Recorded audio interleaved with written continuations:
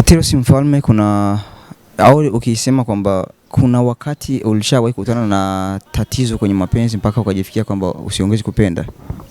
Nishaga ingia sana bro. Kuna mwanamke aliye kuniumiza kweli mpaka nikatamani kuacha mapenzi. Unajua kwanza si wasanii watu tuaminiwagi yani. Kweli wanawake wanatufuata sana, kama mimi watu wananiandikia sana. Wanawake wananiandikia tofauti sana. Alafu unakuja kukuta kwamba sio watu wananipenda tu, kwamba wengi unajua mimi naweza nikamfuata mwanamke akanambia hapana wewe ni msanii nini, naogopa kuumia vitu vingi, nikamwambia ndo mimi tofauti na wale.